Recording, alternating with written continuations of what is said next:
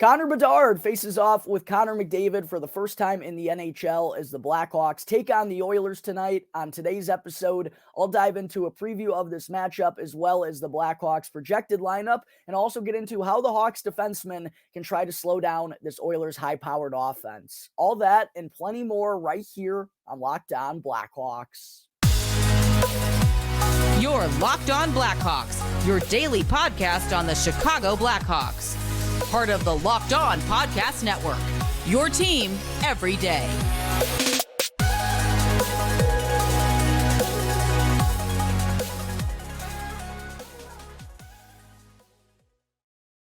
What's up, everyone? Welcome on into another episode of Locked On Blackhawks, part of the Locked On Podcast Network, your team every day. As always, thank you all for making the show your very first listen here to start off your day. I'm your host, Jack Bushman. You can go and give me a follow on X at Jack Bushman2, or you can go and check out my Strictly Blackhawks account at Talkin' Hockey for all the latest Blackhawks news and updates. And as always, just a quick reminder here to please go and show some support if you haven't done so already by smashing the like button, commenting down below, and of course, subscribing to the Locked On Blackhawks YouTube channel, which won't cost you anything. It really is 100% free and does help me out tremendously. So please make sure to take care of that real quick. You can also go and turn on those push notifications to get notified when the episode is uploaded each and every day. And today's episode of Locked On Blackhawks is sponsored by the Sleeper app, the go-to platform for daily fantasy sports. And right now, you can go and use the promo code LOCKEDONNHL in all caps to get up to an $100 match on your first deposit with Sleeper. All right, good morning, everyone. As always, thank you all for joining me on another episode of Locked On Blackhawks, your one-stop shop for all things Chicago Blackhawks. Not only are our Blackhawks back in action here tonight, but it's also the first NHL meeting between Connor Bedard and Connor McDavid, two players that have been labeled with the rare generational talent tag over the last decade. And for McDavid, I mean, I know the Oilers have had their share of playoff woes since he's entered the league, but I think it's fair to say that they've gotten exactly what they wanted and then some out of him alone. I mean, undoubtedly, I think in most people's minds, they can agree with me here, a no-doubter best player in the NHL right here, right now. And that's obviously the hope for Connor Bedard one day down the road, is that he'll be able to dominate, facilitate, score, generate opportunities like Connor McDavid has come accustomed to doing here with the Edmonton Oilers. And boy, has Bedard shown us some flashes so far in his rookie campaign, most recently with just a ridiculous backhand saucer pass to set up Connor Murphy and the Blackhawks last game on Sunday. But in total, his rookie campaign, I think especially for what the Blackhawks are icing out there on a nightly basis and everything they've had to battle through, I think you have to call Connor Bedard's rookie season thus far a smashing success. He's now up to 11 goals and 12 assists for 23 points in his first 27 NHL games, far ahead of basically every other rookie in the NHL in terms of production. Yeah, we know his defense has been a little bit lackadaisical, but as an undersized 18-year-old playing top-line center for the Chicago Blackhawks, being, the forward that averages the most time on ice, those things are going to happen. He's, going to have to learn those things on the fly. Those are the parts of his game he's going to have to develop the most. Offensively, it seems like he's already got most of the goods. Yeah, he's got to have to figure out to take it to another level, but I think we all have to be pretty thrilled with what we've seen out of Connor Bedard. And since we're talking about the Edmonton Oilers here and Connor McDavid, I wanted to go back to his rookie campaign all those years ago, which sadly did get cut short due to injury. But in 45 NHL games during his rookie campaign, Connor McDavid had 16 goals and 32 assists for 42 points. And again, through 27 games, Connor Bedard has 11 goals and 12 assists for 23 points. So should have all of us Blackhawks fans feeling pretty comfortable about how this rookie year has played out for Connor Bedard. And it looks like he's certainly going to be able to pass those 16 goals that McDavid set as a rookie. 32 assists might be a little bit of a challenge for him with this Blackhawks offense, but very excited to see what the numbers look like at the end of the year for Connor Bedard after he's gotten off to just a phenomenal start. But should be a lot of fun whenever these two teams meet up moving forward. There's obviously going to be a ton of talk. I believe this game, I don't have it off the top of my head, and I actually don't have my phone on me, sadly. I believe this game is on TNT tonight, or it's on NHL Network. Either way, the NHL media isn't going to miss out on an opportunity to talk about Connor Bedard and Connor McDavid. Going to be a very fun first meeting against each other. Going to be a lot of fun watching these two players go head-to-head for years to come, and should be pretty fun. I'm going to assume that they're going to be out there together for the opening face-off, assuming that Luke Richardson doesn't end up starting the 17, 16, 15 line for the Blackhawks. I think it would be a little cool moment there, like he did in the opener for the Blackhawks against the Penguins when Bedard faced off with Crosby in the dot. I think the same is going to happen tonight when they square off at center ice to kick things off. But getting into this meeting a little bit deeper, as far as what the Edmonton Oilers have been up to, obviously they were the talk of the NHL early on this season after getting off to a 5-12-1 start, which led to Jay Woodcroft ultimately getting canned, which is kind of funny how it all comes full circle, because I remember a couple of years ago, I was actually in Mexico at the time, so it had to be during January or February, I believe, maybe even March. No, I think it was February. Anyways, I remember when the Blackhawks beat the Oilers a couple of years ago, and their head coach at the time, Dale Talon, that's not right. Dave Tippett, excuse me. Dale Talon was former general manager of the Blackhawks. Dave Tippett, I remember him getting canned after a loss to the Blackhawks, and who got named as his replacement? Jay Woodcroft, who is no longer in, like I said, got fired after kind of just a dreadful start to the Oilers. They looked a little bit lost. There were other teams in that Pacific Division that were getting off to roaring starts, so it was kind of like, what's going on here? But ever since firing Woodcroft, I don't know if that was the solution. I think it's just been better goaltending, and the best players in the world have started to play like them, which is unfortunate for Woodcroft. But ever since he's been fired, they've been racking up the W's here recently, as they are winners of 7 in a row coming into tonight's matchup, and they've scored at least 4 goals in 6 of those games, and they've scored 5 goals in 4 of them, while outscoring their opponents 14-5 in 3 games during the month of December so far. So a red hot team that the Blackhawks have to be wary of here tonight. The Oilers have suddenly flipped a switch, and you already know who's been at the helm of their winning streak recently. Connor McDavid has been going absolutely bananas. He's got 3 goals and 8 assists for 11 points in his last 5 games, while Leon Draisaitl, he's already over the 30-point plateau this season, and Zach Hyman and Evan Bouchard already each have over 25 points, and then even more scoring depth up front for the Oilers. Evander Kane and Ryan Nugent-Hopkins also have 20 points as well. So the top 6, the top 2 defensemen for the Oilers are their primary scoring threats, and obviously the power play is one of the most lethal in NHL history. They're currently 4th in the NHL this year, but they've been doing a lot of good stuff here as of late, and were a historically good power play last season. So Hawks really got to be careful out there. Got to stay out of the penalty box, because it almost feels like it's a certainty that it's going to lead to a goal, because that top unit is going to hurt you. They are so talented and can move the puck very dynamically.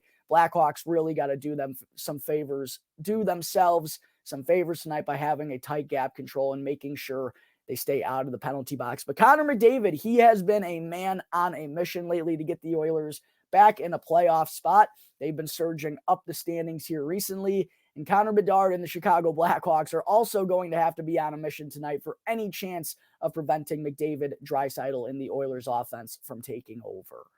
All right, folks, coming up in just a moment, I will get into the Blackhawks projected lineup for tonight's matchup with the Oilers, and I'll also get into my 3 keys to victory. But first, I need to talk to you all about Sleeper. A new NHL season brings all sorts of possibilities. Connor Bedard could be on his way to scoring 40 goals and could be looking at the Calder Trophy in his near future. And you could be winning real big by playing daily fantasy hockey on Sleeper, the official daily fantasy app of the Locked On NHL network. Sleeper is our #1 choice for all daily fantasy sports, and especially daily fantasy hockey, because with Sleeper, you can win 100 times your cash in daily fantasy contests. All you have to do is pick whether studs like Nathan McKinnon, Connor McDavid, or Connor Bedard will record more or less than their Sleeper projections for goals, assists, saves, plus, minus, and more in any given game. And again, Sleeper offers 100 times cash payouts, so start paying attention, make the right picks, and you could win real big. And right now, you could also go and use the promo code LOCKEDONNHL in all caps, and you'll get up to an $100 match on your first deposit. Again, that's promo code LOCKEDONNHL in all caps, and go and see Sleeper's terms of use right now for more details. Back here on the Locked On Blackhawks podcast, the Blackhawks play the Edmonton Oilers here this evening at 9 p.m. Central Time. Don't forget that, Blackhawks fans. It's a late one out on the West Coast, and it's also the first time Connor Bedard and Connor McDavid meet up with one another in the NHL. And you can catch all of the action of the Blackhawks hometown broadcast with SiriusXM on the SXM app. Just search Blackhawks. Segment 2. Let's talk about what we could see out of the Blackhawks lineup tonight when they do face off with the Edmonton Oilers. I mentioned on yesterday's episode, we got a couple of roster moves yesterday prior to this matchup. I dove into that a little bit on yesterday's show, but just as a reminder, Jarred Tinordi has officially been placed on concussion protocol, and the Blackhawks recalled Philip Ruse from the Rockford Ice Hogs of the AHL. Kevin Korchinski, it sounds like he's still dealing with a family matter and won't be available for at least the first of this mini 2-game road trip that the Blackhawks are going on. So no Korchinski, no Jarred Tinordi, and Philip Ruse is the 7th defenseman that's traveling around with the team. Also, Boris Tkachuk was placed on waivers for the purpose of sending him to the Rockford Ice Hogs. As of now, we don't have any confirmation whether he's cleared or if he was claimed by another team, but we do know he's not going to be on the active roster here tonight. So those are some things to keep in mind, but all in all, as far as the lineup the Blackhawks are going to put out this evening, I don't really think we're going to see any changes, meaning up top, Anthony Beauvillier, Connor Bedard, Philip Kurashev. I expect them to remain the top line together. The second line and the fourth line are really the two things I think we need to keep an eye on this evening. I do think that Lukas Reichel had a good game on the fourth line with Mackenzie Entwistle and Reese Johnson. I thought they created some good opportunities in the offensive zone and were cycling pretty well. But still, I don't think this is a long-term ploy for Lukas Reichel. We've seen him down on the fourth line long enough. I think it's time to get him back up on the second line. I just don't know what Luke Richardson is waiting for. What is he waiting to see before giving Reichel those opportunities again? And listen, yeah, Cole Guttman's been good. I think Taylor Radish has had some good outings. Tyler Johnson has been one of the more reliable forwards. But I still think Lukas Reichel needs to be up there. I still don't think any of those three have been good enough where they're unmovable as a trio. So for me, I would get Lukas Reichel back up there with Cole Guttman and Taylor Radish, or Cole Guttman and Tyler Johnson, whatever it may be. I'm just done with the Lukas Reichel on the fourth line experiment. Hasn't led to an uptick in his production. Sure, maybe he's learning a thing or two, but I'm sure it's got to be frustrating for him not being in those scoring roles as one of the more gifted players in this lineup. So we'll see what Luke Richardson ends up going with in terms of the forward group. It also is going to be interesting to see who is going to be the extra. I think we all know the Foligno, Dickinson, and Joey Anderson trio is going to remain together. Is it going to be Mackenzie Entwistle and Reese Johnson on the fourth line once again? Because it sounds like Ryan Donato was out due to an illness over the weekend, but I don't know for sure, but I would assume he's getting pretty close to being able to return. If not tonight, then on Thursday. But if he is able to go, is he going to wind up being the healthy scratch of the forward group? Is he going to jump in for Mackenzie Entwistle on the fourth line? I'm curious to see how Luke Richardson is going to handle that decision as well. Then on the defensive side of things, I don't think we're going to see Philip Ruse jump right in the lineup here tonight. So probably the same pairings that we saw on Sunday with Isaac Phillips and Seth Jones playing together, which they actually had a really good weekend all in all. And I love to see Seth Jones remain aggressive with the puck on his stick. Ben Pope of the Chicago Sun-Times actually put out on social media yesterday that among all players with no goals still on the season, Seth Jones is the leader in terms of shots on goal among those players with 60. So a little bit of bad puck luck for him, but I'll tell you what, if he keeps up with that mentality, good things are going to happen sooner rather than later. He's going to get that first goal eventually as long as he keeps up that mentality. I believe he had 5 shots on goal in the Blackhawks 4-2 loss to the Washington Capitals on Sunday. And then Isaac Phillips, I've thought, has been pretty good since coming back up to the NHL as well. Surprise, surprise. I think he needs to be remaining there for the Blackhawks moving forward. Again, I just don't agree with him going back to Rockford. I don't think he has anything left to prove there. Connor Murphy and Nikita Zaitsev are the pairing that is probably worth keeping an eye on through the course of tonight's game. They've kind of had some up and down performances, and that's kind of been the nature of their entire seasons. Connor Murphy, I don't think, has been all that good and has been, kind of leaving us with something to be desired. And Nikita Zaitsev has been a little bit polarizing. It feels like he's either a pylon or he's out there scoring and providing offense like no other Blackhawks defenseman has this season. So we'll see which version we get of Zaitsev here tonight and which version we get of that second pairing along with Connor Murphy. And then to round things out, Alex Vlasic, Louis Crevier, the big bastard pairing, if you will. Crevier's been really good, really responsible defensively since coming up. And I think both of those guys, they're just like the Spider-Man gif. I mean, just playing simplified games, using their long reach to their advantage, breaking up plays in the defensive zone. They're kind of the same players. The only difference is that Louis Crevier is 2 inches taller than Vlasic, and I do think Alex probably has him in the wheels category, but I liked what I've seen from those two together on the defensive side of things thus far. So don't expect to see any changes in the defensive pairings for this matchup.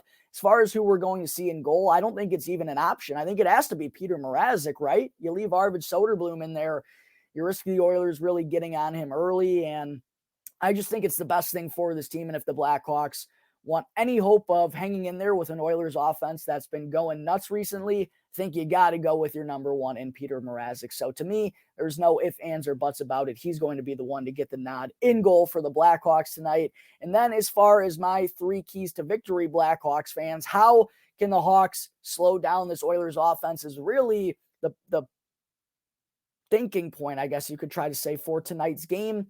There's a couple of different things that I think they can do that'll help out, keep up with the pace of the Oilers offense, because asking to keep them buttoned up tonight with this Blackhawks defense, I mean, they're playing Nikita Zaitsev, Louis Crevier, Isaac Phillips. It's a young and inexperienced and not all that great defensive core for the Blackhawks, if I'm being honest. I don't think it's possible to ask them to go and stop Connor McDavid and Leon Draisaitl in their Oilers offense. I think they're probably going to get theirs, but there's a couple of things that they could do to help keep up with them. First and foremost, I think they have to keep on with that aggressive mentality and want to shoot the puck as much as they can in the offensive zone, especially the defensemen. Go and cause havoc, stir up trouble in front of the Oilers goaltender. And if there's been one weakness on their team this season, it's been what they've been doing in net. I know it's been better here recently, but still go and make whoever is getting the start in goal for the Oilers tonight, go and make their life hell. Make them work for it. Don't give them a 20-21 save night. I mean, go and put 30 shots on goal on them. Go and get some players in front of the net, and good things happen when those situations kind of become loose. So for the Blackhawks, I think it's really paramount that they keep up that aggressive shooting mentality when they're in the offensive zone and drive the net with a purpose. I think that's going to help out this offense tonight. Secondly, I think the bottom 6 needs to show up and chip in, because I just mentioned how talented the top 6 is for the Oilers along with their power play. If the Blackhawks can get at least 1 goal from their bottom 6 tonight, that's going to help them try to keep up with this Oilers offense. And looking at the Oilers bottom 6, it's not really all that productive. So if our bottom 6 can get the better of Edmonton's, I think the Blackhawks have a hope in this matchup. And then third, last but not least, the veteran defensemen need to be playing like veteran defensemen. I just mentioned Isaac Phillips is in the lineup, Louis Crevier, Alex Vlasic is still technically a rookie as well. That means guys like Seth Jones, Connor Murphy, and Nikita Zaitsev, we can't afford for them to be having blunders or breakdowns in the defensive zone. We can't afford that tonight. We need them to be the elder statesmen against this talented Oilers offense, or else things could get out of hand in a hurry. So I think it's really important that Seth Jones, Connor Murphy, and Nikita Zaitsev bring their A games tonight as the veteran leaders on the back end for the Blackhawks. All right, folks, I think that is going to wrap up today's episode of Locked On Blackhawks. As always, thank you all again for tuning into the show, and be sure to go and follow Locked On Blackhawks for free right now, wherever you may be listening to your podcast, and to go and subscribe to Locked On Blackhawks on YouTube. And that way you can get the latest episode as soon as it becomes available each and every day. As always, I'm your host, Jack Bushman. You can go and give me a follow on X at Jack Bushman 2, or you could go and check out my Strictly Blackhawks account at Talkin' Hockey for all the latest Blackhawks news and updates. So until tomorrow's episode, go Hawks. Let's go and see if we can shock the world tonight against McDavid and the Oilers. And thanks again for tuning into today's episode of Locked On Blackhawks, part of the Locked On Podcast Network, your team every day.